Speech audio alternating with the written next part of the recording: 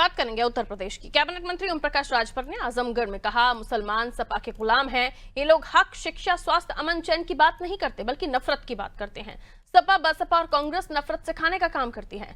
सुबह सपा अध्यक्ष ने कहा, 18% मुसलमान सपा को वोट देते हैं। अखिलेश यादव साइकिल चलाते हैं, जबकि मुसलमान साइकिल के पीछे कैरियर पर बैठते हैं। इस बार 2027 के चुनाव में अगर आपकी सरकार बनती है तो साइकिल चलाने के लिए किसी मुसलमान को दे दीजिए।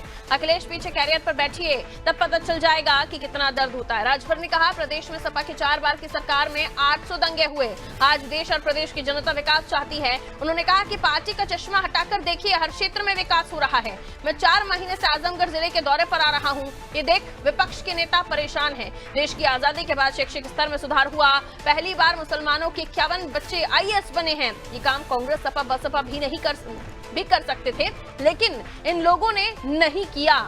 लोग मुसलमानों को सिखाते हैं कि भाजपा मुसलमानों की दुश्मन है। अगर भाजपा मुसलमानों की दुश्मन होती तो इतने सारे बच्चे IAS कैसे पास हो जाते? केंद्र और प्रदेश की ये सारी योजनाएं किसी जाति या मजहब के लिए नहीं बन रही हैं, बल्कि सभी लोगों के लिए बनाई जा रही हैं।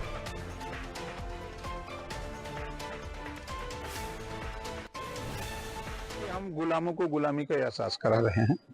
जैसा मैंने पहले भी बताया कि मुसलमान समाजवादी पार्टी का गुलाम है, उनके जो नेता हैं वो भी गुलाम हैं। हक की बात नहीं करते, शिक्षा की बात नहीं करते, स्वास्थ्य की बात नहीं करते, रोजगार की बात नहीं, अमन चैन की बात नहीं। बात किस बात की होती है? हमेशा खाली नफरत की बात होती है। और मुसलमान अगर मानता है मोहम्मद साहब को, तो मोहम्मद साहब का पैगाम है भाईचारा, मिल्लत का उनका पैगाम है। लेकिन ये करते क्या है? नफरत। वो सिखाते हैं, कांग्रेस सिखाती, सपा सिखाती, बसपा सिखाती है नफरत। तो ये नफरत इनके मन में भरते हैं।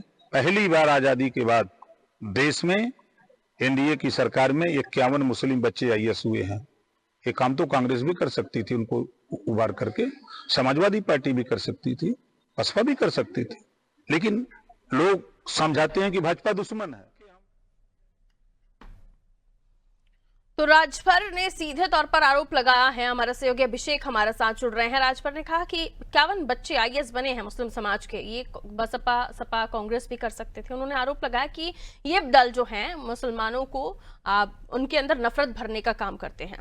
ये एकदम से जो हम देख रहे हैं, राजभर साहब आपको कह रहे हैं हम आजमगढ़ आ रहे हैं, बार बार यहाँ पे दौरे कर रहे हैं, राजनीति का चश्मा उतार के अखिलेश जी देखिए क्या विकास हुआ है। उन्होंने ये भी याद दिलाया कि 800 दंगे आपके 4 बार की सरकार के कार्यकाल में हुए थे। क्या कहना चाह रहे हैं राजभर? किस तरह का वो एक लाइन खींचना चाहते हैं? क्या मुस्लिम वोट्स पर नजर है? क्या वो ये दिखाना चाह रहे हैं कि जाति मजहब से ऊपर उठकर जो विकास कार्य हो रहे हैं, चाहे वो योजनाओं की बात हो, वो सभी के लिए बराबर है? वो तो हम भी देख रहे हैं, लेकिन एकदम से इस मामले में ये कह देना कि आप स्टेयरिंग मुसलमानों को दे दीजिए, खुद कैरियर पर बैठिए, तब पता चलता है कैसा लगता है। यानी वो ये चाह रहे हैं कि सपा अगर वाकई मुसलमानों की हितैषी है तो ये बताए या ये ऐलान कर दे कि अगली सरकार अगर उनकी बनी तो मुख्यमंत्री उनका होगा या बड़ा कोई नेता। अभिषेक, देखिए, ओम प्रकाश राजभर ये इस वजह से कह रहे हैं क्योंकि मुसलमानों की आबादी 18% है और यादव मतदाताओं की आबादी 8%, 9% है। ओम प्रकाश राजभर इस बात को पहले ही कहते हैं कि जिनकी जितनी हिस्सेदारी उतनी उनकी भागीदारी। तो ओम प्रकाश राजभर का कहना है कि भाई 9% यादव को मुसलमान 18% होकर कई बार मुख्यमंत्री बनाया, और जाहिर है मुसलमान ने जब जब मतदान किया, मुलायम सिंह यादव, अखिलेश यादव, ये सब मुख्यमंत्री बने। तो ओम प्रकाश राजभर उस जख्म को कुरेद रहे। देखिए, आजम खान जेल में है, समाजवादी पार्टी ने सबको जग जाहिर है कि कोई मजबूत स्टैंड नहीं लिया उनके मामले में, और मुसलमानों के मुद्दों पर इन दिनों सपा किनारे किनारे चलती है। देखिए, मुस्लिम तुष्टीकरण के आरोप से सपा बचना चाहती है, और मुसलमानों के पास भी सपा कांग्रेस के अलावा कोई ऑप्शन नहीं है कि उत्तर प्रदेश में किसी को मतदान कर सके। ओवैसी उतने इफेक्टिव है नहीं। तो ओम प्रकाश राजभर मुसलमानों के बीच ये संदेश दे रहे हैं कि UPA की सरकार हो, विपक्षियों की सरकार हो, या उत्तर प्रदेश की प्रदेश सरकार हो, भाजपा के अलावा किसी ने अल्पसंख्यकों के लिए काम नहीं किया, अल्पसंख्यकों को भड़काया, उनके अंदर नफरत का वातावरण पैदा किया, और हमारी सरकार में मुसलमान बड़ी संख्या में IAS के पद पर चयनित हुए हैं। तो ओम प्रकाश राजभर सीधा संदेश दे रहे हैं कि अखिलेश यादव जिनके मतों से अभी तक सपा ने सरकार बनाई, मुसलमान का उसमें एक बड़ा योगदान रहा। 18% मुसलमानों ने लगभग कई चुनावों को छोड़ दिया जाए तो 7% सपा को मतदान किया। तो ऐसे में वो मुसलमानों के बीच ये संदेश दे रहे हैं कि अब हिस्सेदारी लेने की बारी तुम्हारी है, और अखिलेश यादव कैरियर पे बैठे और मुसलमान को साइकिल सौंप दे। ये एक बड़ा मैसेज दिया जा रहा है। और ये इस वजह से दिया जा रहा है कि मुसलमान इस बात को लेकर गंभीरता से सोचे कि जिस समाजवादी पार्टी को वो इतनी बड़ी संख्या में मतदान करते हैं उससे उनको क्या मिला। और अगर मुसलमानों के बीच ये मैसेज कन्वे कर गया तो नुकसान समाजवादी पार्टी का होगा।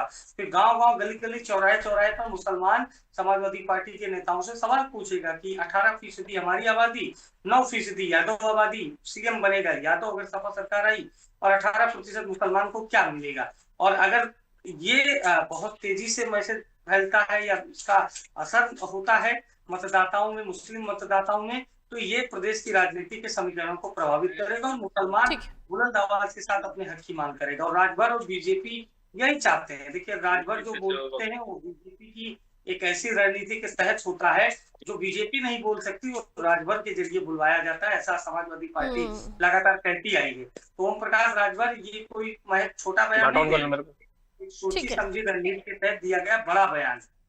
बिल्कुल, तो एक बड़े बयान की तरह ऐसे देखना होगा, क्योंकि राजभर ऐसे ही कुछ नहीं बोलते हैं, उसके पीछे सधी हुई रणनीति होती है। जो आज भी उन्होंने बयान दिया उसमें भी बहुत बड़ा संदेश छिपा था। बहुत शुक्रिया अभिषेक जानकारी के लिए।